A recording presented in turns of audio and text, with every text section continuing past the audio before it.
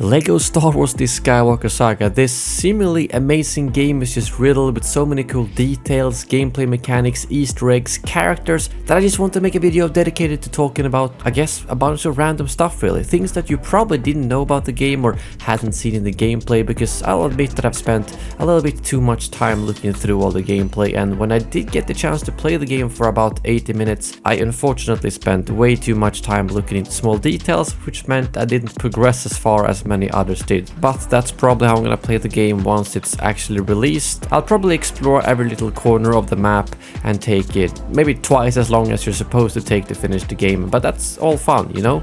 You want to find all the little details in this game because it just contains so much stuff that previous games didn't. Like for instance, this time around we actually have voice lines. Another happy landing.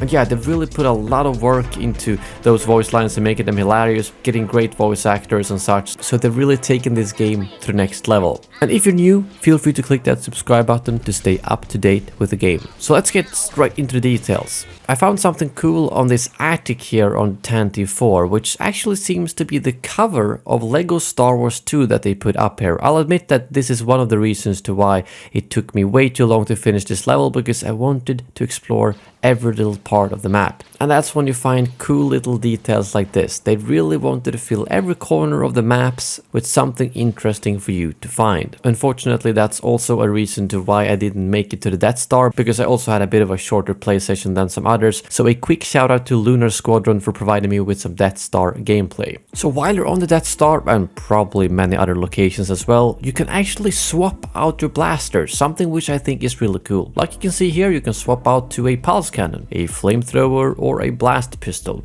So they haven't just added a lot of depth to like environmental details, but the gameplay has been evolved at so many levels, and I'm excited by the fact that I can actually get versatile gameplay on certain characters without having to swap to another character, because I'd imagine playing the game with a pulse cannon versus a flamethrower is gonna be quite different.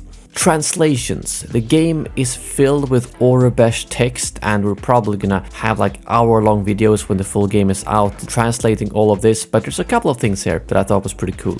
Every boss battle intro has a little bit of a text below the actual boss name, and for Dooku it actually says "never loses his head." Quite funny. Obviously a pun to the way he goes out later.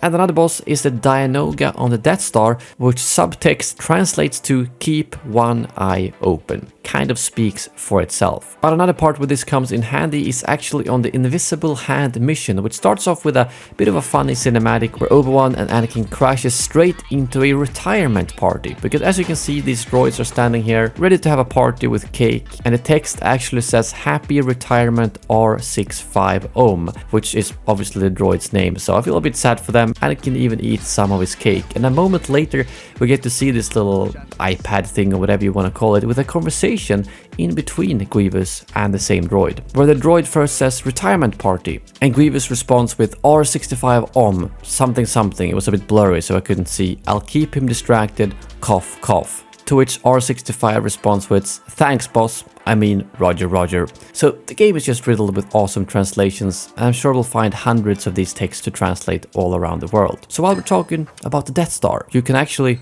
own the Death Star. Both of them, to be more specific. I don't really know what that entails, but just to mention, you can also own the Executor, the Steadfast, and a Lucrehulk battleship. Those are the 5 capital ships you can own, but I'm not really sure what they mean with owning them. Can you actually fly to that star and just appear out of nowhere at a planet? Probably not. It's more likely that you will be on the inside of the Death Star to some degree. But who knows? Maybe we can pilot the Death Star. That would be pretty cool. The Beach Troopers have obviously returned from the complete saga. This time around, kind of upgraded. There's 3 of them in the pool here, but there's also one taking a shower, as well as one listening to music here as well. So I like that they've taken a lot of memes and kind of incorporated into this game and just made the game overall really funny. However, what the hell is this? Gonkatine.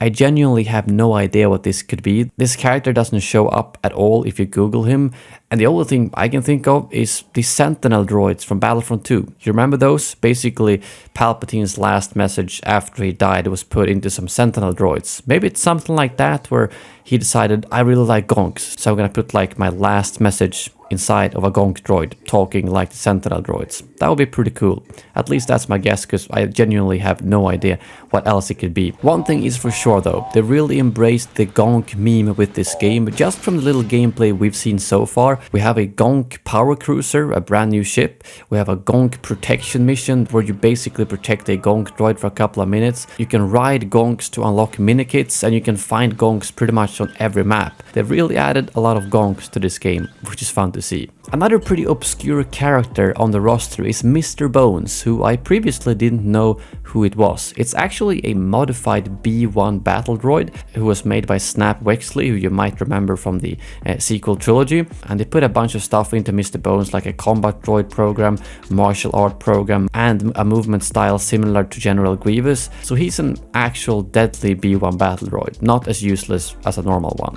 The voice acting is just amazing in this game. There's so many examples I could bring up, but that's probably a separate video. But one thing that is awesome is that they brought back so many of the Clone Wars actors to actually voice the characters in the Lego Star Wars game, like Sam Witwer doing Maul and Palpatine, I'm appointing you to be my personal representative. James Arnold Taylor for Obi-Wan, Another happy landing.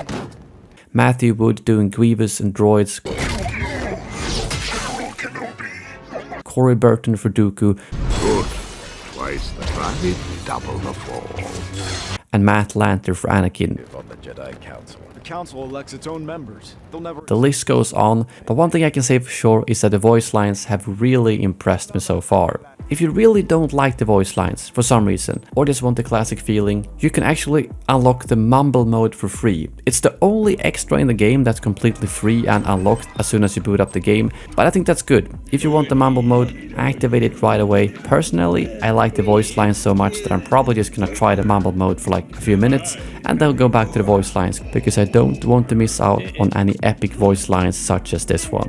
Take that ridiculous thing off.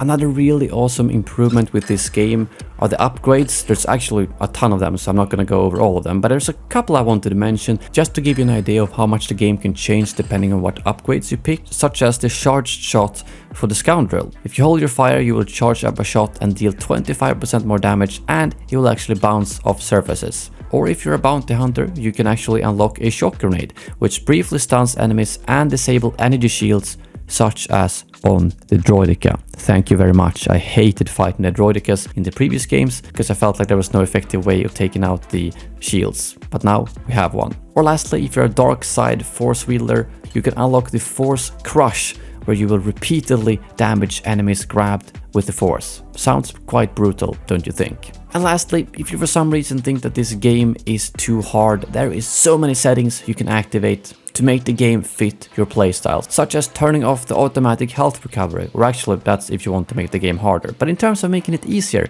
you can activate aim assist, target lock on, near target slowdown, on target slowdown, and homing shots. I mean, if you activate all of those, you're basically gonna be like an aimbot hacker. So if you wanna feel like a hacker, or if you just want it to be really simple where you can just spam click fire and don't have to aim at all, that's all up to you. I'm glad they have those options for you to choose from. But yeah, that brings this video to an end. I hope you guys enjoyed this format of a video where I just bombard you with interest, information, Easter eggs and stuff like that.